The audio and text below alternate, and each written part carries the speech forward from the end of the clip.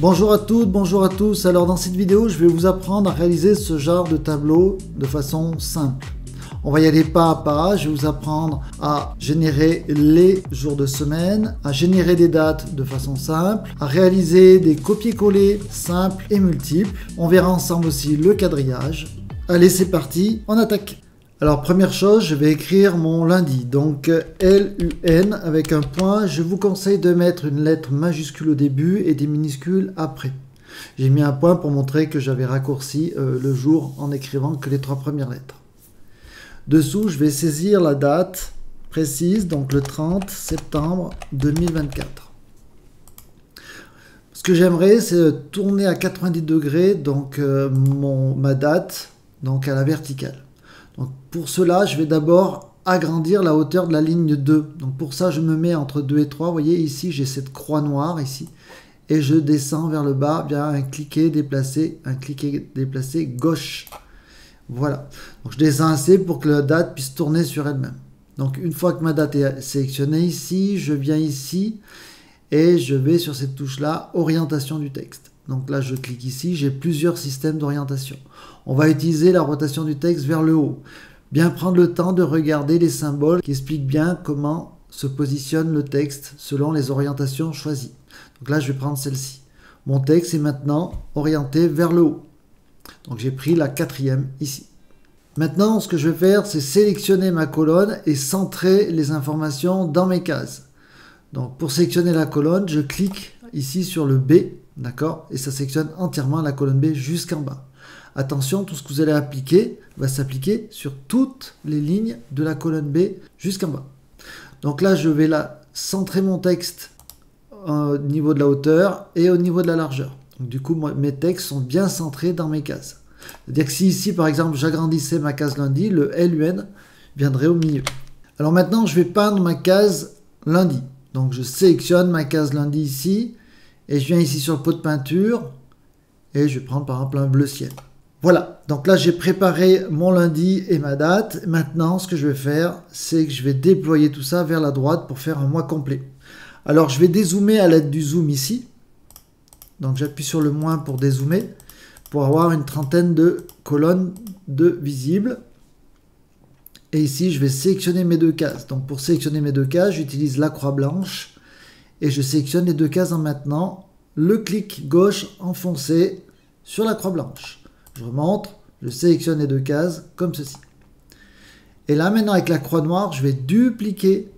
Et vous voyez en bas de ma sélection, on voit la date qui s'affiche. Donc là je suis au 11 octobre 2024. Donc moi je veux aller jusqu'à la fin du mois, 24, 25, 26, 27. Voilà, donc on a 31 jours au mois d'octobre, je peux lâcher et voilà. Donc là, j'ai déployé mes dates automatiquement à l'aide de la croix noire après avoir sélectionné mes 2 cases. Donc maintenant, je vais réduire la largeur de mes colonnes tout simplement parce que je peux inscrire mes jours de semaine dans des colonnes plus étroites. Donc là, je sélectionne toutes les colonnes qui m'intéressent. Donc là, je vais prendre de la colonne B A à G. Et je me mets entre 2 colonnes ici, en 2 entêtes de colonnes. Et vous voyez, j'ai une croix noire un peu spéciale là, qui permet de retailler la largeur de mes colonnes. Donc là, je vais réduire un petit peu ici. Si ça ne va pas, ben, je peux réagrandir ou je peux réduire à nouveau. Automatiquement, Excel recalcule toutes les largeurs de colonnes. Là, je peux rezoomer ici pour avoir toutes mes dates de visibles et une grille plus accessible. Donc là, je vais saisir mes matières. Gym. Imaginez que la colonne soit un peu trop étroite ici. Donc je vais faire un double clic entre A et B ici et automatiquement, il va calibrer la largeur de la colonne au plus long de mes différents textes. Nous allons maintenant colorier les différentes cases pour affecter les matières en fonction des dates. Donc imaginons que là, je vais mettre ici des maths. Donc je vais mettre une case verte. Et puis je vais rajouter un ici pour pouvoir faire des comptages ultérieurement. Pour dire que j'ai besoin d'un professeur. Donc maintenant, je vais dupliquer cette case pour pouvoir remplir mon planning. Donc on va utiliser la méthode du copier-coller.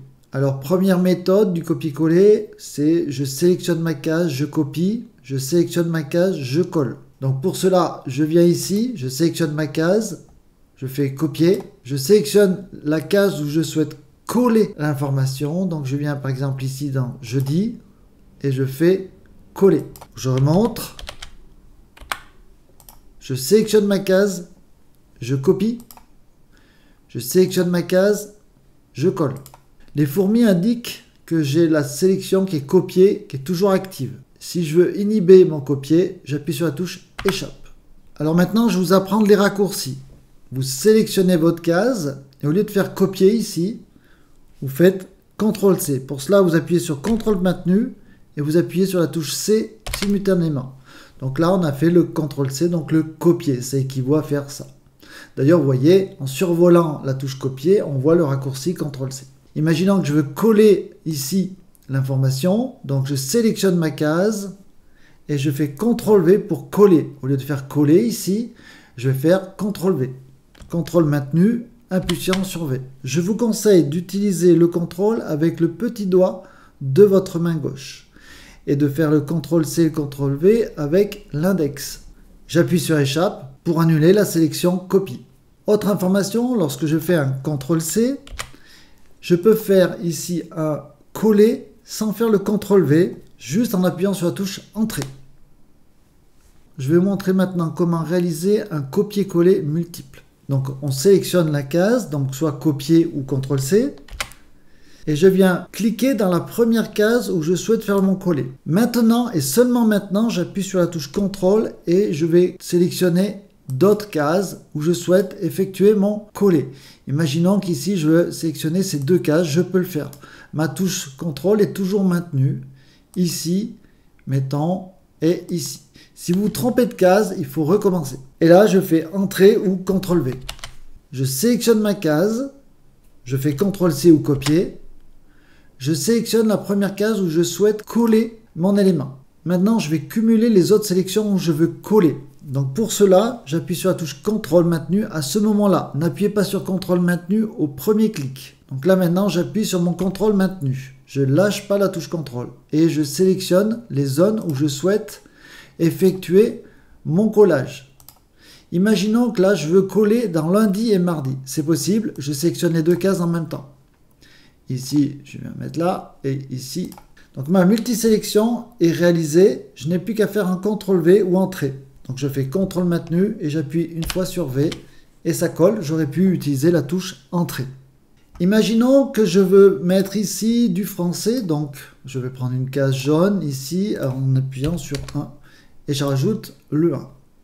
Imaginons que je veux copier-coller ces deux cases. Donc CTRL-C, je viens me mettre ici, CTRL-V. Maintenant, imaginons que je souhaite faire un multicollage. Donc je sélectionne mes deux cases, CTRL-C, je viens ici pour mon premier clic, j'appuie sur CTRL maintenu, là, ici, par exemple ici et là. D'accord? Donc j'ai maintenu mon contrôle et j'ai fait les différents clics. Et je fais CTRL-V. En fait, il comprend de lui-même qu'il faut coller les deux cases en partant de la sélection que j'ai réalisée. Je vous montre autre chose. Imaginons que je souhaite coller ces 4 cases. Donc là, je sélectionne les 4 cases, CTRL-C, je viens ici, par exemple, et je fais CTRL-V. Donc j'ai copié, collé. Sélection copie, sélection coller. Maintenant, imaginons que je souhaite faire du multicollage. Je prends ici mes 4 cases, donc je les sélectionne à l'aide de la croix blanche. Donc je sélectionne mes 4 cases à l'aide de la croix blanche. Je fais CTRL-C et je positionne ma première sélection pour le collage. Si je veux faire du collage multiple, j'appuie sur CTRL et je viens ici faire mes différentes sélections. En fait, ce qui va se passer, c'est qu'il va se servir ici de cette case-là pour faire le collage et il va le déployer sur ces 4 cases-là. Je vous montre, CTRL-V, voilà. Donc une fois que vous avez compris ce système, vous pouvez faire beaucoup de collages multiples. En résumé, toujours faire sélection, copier, sélection, coller. Imaginons que je souhaite cloner ma semaine sur toutes les autres semaines. Pour cela, je sélectionne mes cases et je fais CTRL-C. Je viens sur mon premier lundi, j'appuie sur CTRL maintenu, je viens ici sur mon autre lundi et sur mon autre lundi et je fais CTRL-V. Il existe une solution encore plus rapide. Je sélectionne toute ma semaine, samedi et dimanche compris, et avec la croix noire, je tire vers la droite et je clone les couleurs ainsi que les valeurs à l'intérieur en respectant ma chronologie. Maintenant que nous avons fini le copier et collage spécial multiple, je vais vous montrer comment réaliser les bordures. Donc vous sélectionnez votre tableau, donc avec la croix blanche, la croix de sélection, d'accord, vous sélectionnez votre tableau et vous allez dans le menu accueil et ici vous avez les bordures. Donc soit vous faites ici la petite flèche et toutes les bordures. Donc vous avez un quadrillage qui se met sur toutes les bordures de votre sélection. Ou bien, donc vous sélectionnez votre tableau, vous allez dans autre bordure. Avant tout, je vous invite à regarder un petit peu tous les presets.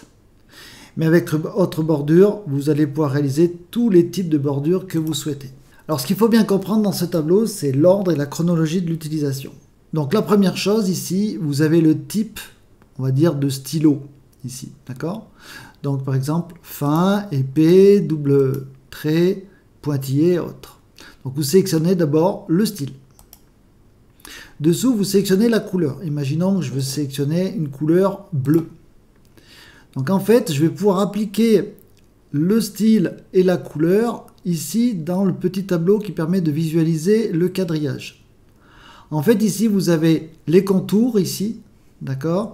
Et les intérieurs sont ici. Pour réaliser ça rapidement, si vous voulez faire que les contours, ben par exemple, vous cliquez ici sur contour et automatiquement, tout le contour de votre sélection sera en bordure bleue et fine. Si maintenant je veux gérer les intérieurs, imaginons que les intérieurs, je veux les gérer en pointillés et de couleur verte. Ben, je vais tout simplement cliquer ici sur intérieur. Et je vais avoir les pointillés qui vont s'appliquer sur les croisillons intérieurs de mon tableau. Alors, imaginons que je veux ici revenir et mettre un trait simple mais de couleur verte. Je refais intérieur ici et le vert s'applique sur les croisillons intérieurs de ma sélection.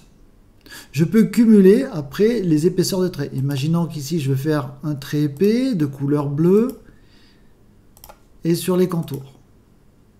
Après, il est possible d'être encore plus précis. C'est-à-dire qu'ici, imaginons que je prends un trait rouge, d'accord?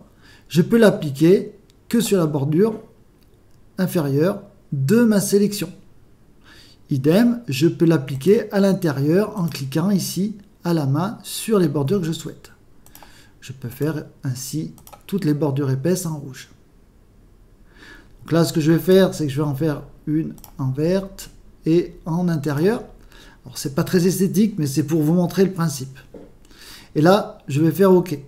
Avant de faire OK, vous pouvez faire des clics ici, au lieu de les faire sur le quadrillage, en utilisant ces touches. Entre nous, c'est pas très utile.